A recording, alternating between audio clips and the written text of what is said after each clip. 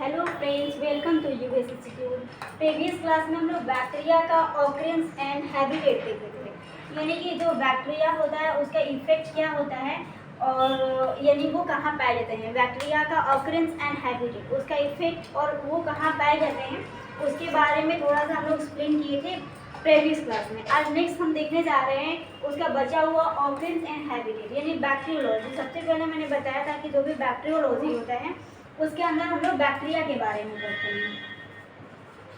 ठीक है, मैंने बताया था it is a branch of medical science, या फिर बोल सकते हैं हम लोग it is a branch of microbiology in which study about bacteria, यानी कि जिसमें हम लोग बैक्टीरिया के बारे में स्टडी करते हैं वो बैक्टीरियोलॉजी कहलाता है। ठीक है, और बैक्टीरियोलॉजी को यहाँ पे हम लोग माइक्रोबायोलॉजी के अंदर पढ़ रहे हैं।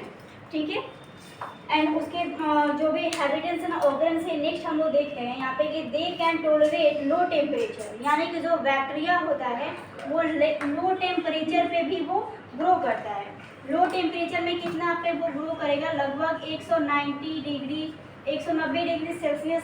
अगर माइनस में चला जाए -190 डिग्री सेल्सियस, वहाँ भी बैक्टीरिया पनपता है, यानी कि बैक्टीरिया का जो बर्न होता है वहाँ पे भी वो लाइव रहता है, यानी कि वो जिंदा रहता है। जैसे मैंने यहाँ पर लिखा है कि अगर बैक्टीरिया -190 डिग्री सेल्सियस पे भी वो जन्म लेता है, उस प्रोसेस को बोलते हैं साइक्रोफिलिक बैक्टीरिया या फिर क्रायोफाइट्स। ठीक है, एंड अगर बैक्टीरिया हाई टेम्परेचर पे पनपता है, यानी कि 78 डिग्री सेल्सियस पे बैक्टीरिया पनपता है, उस प्रोसेस को बोलते हैं थर्मोफिलिक बैक्टीरिया।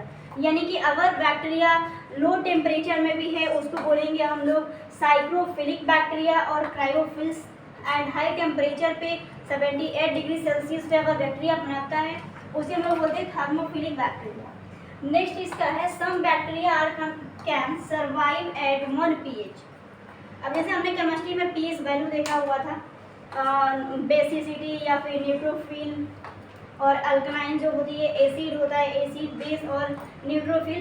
तो इसकी जो सर्वाइवल जो पोजीशन होती है बैक्टीरिया की वो 1 pH होता है, यानी 1 pH। एंड कुछ बैक्टीरिया ऐसे होते हैं जो 13 pH यानी 13 pH पे भी वो जिंदा रहते हैं।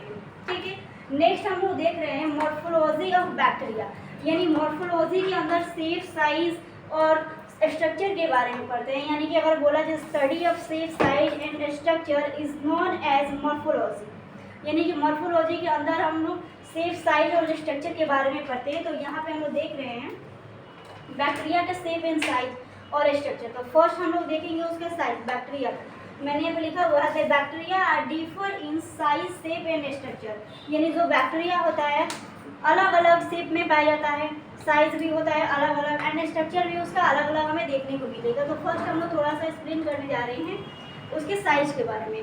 जैसे मैंने यहाँ पे लिखा हुआ था every size of bacterial cell, यानी हर एक बैक्टीरियल सेल का रेंज फ्रॉम 1 से लेके 1.5 माइक्रोमीटर इन लेंथ, यानी लंबाई में अगर बैक्टीरियल सेल देखा जाए तो लगभग 1 से 1.5 माइक्रोमीटर लेंथ होती है, लंबाई होती है। एंड उसकी जो डायमीटर होती है लगभग 0.7 से 0.5 माइक्रोमीटर।